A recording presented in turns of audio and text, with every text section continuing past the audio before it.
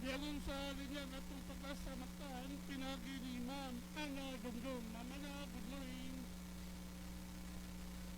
Yes, good morning, Sir Ayan. Good morning sa kanang Bruno. And welcome to further update. Sa kasamtangan at The monitor nga bagyo nga gawas sa PAR, isa na kini ka super typhoon and naay ngalan nga international name nga Bobby.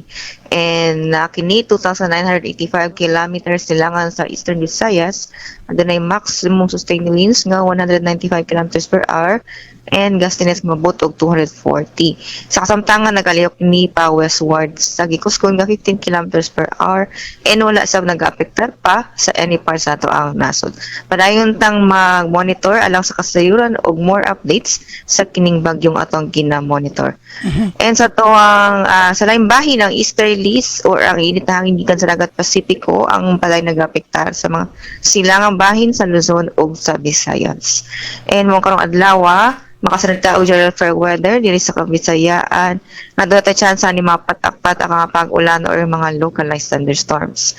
And sa hangin ug sa kadagatan padayon sa magapektar ang hinay nga sa kasarangan na hangin nga gikan sa amihanang sidlakan nga na sa minang habagatan and ang kadagatan malinawon nga to sa kasarangan ang pagbalod.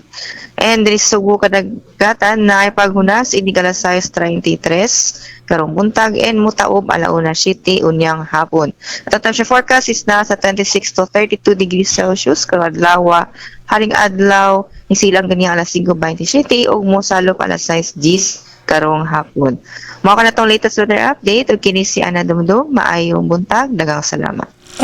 Ma'am Ana, Yes, sir. kini si Super Typhoon Bobby nasa Eastern Visayas, di ba?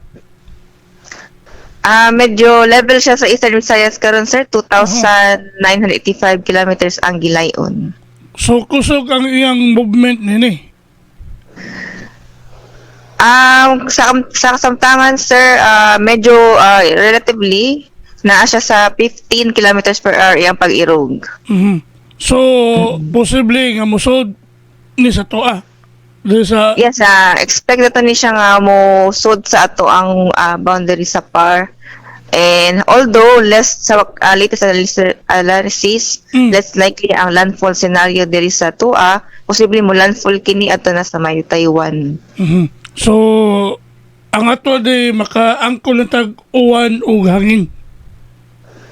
Yes sir, dili ta directly maapektar especially diri sa Kabisayaan but expected na ganing habagat may atong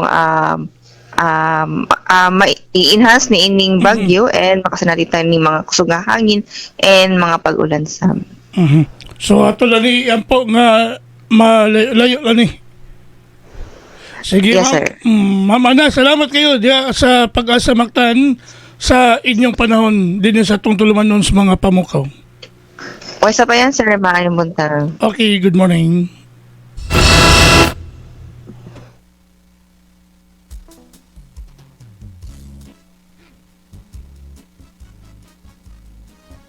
Inyo gagabati ang atong dagan sa kahimtang sa panahon nining adlaw Sabado Pizza 4 bulan sa Hulyo tuig 2026.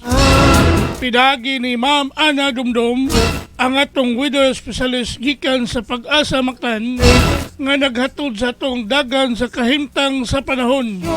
Nining di monitor sa Pag-asa Mactan ang Super Typhoon Bobby. Nani sa east of Eastern Visayas. So, posible nga makasanati tag ulan-ulan o hangin dini sa ato pero layo-layo pa man siya. So, angay nga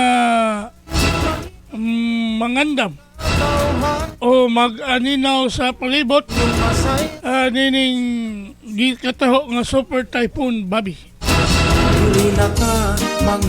Magato ang atong dagan sa kahimtang sa panahon pinagi ni Ma'am Ana Dumdum gikan sa Pag-asa Mactan.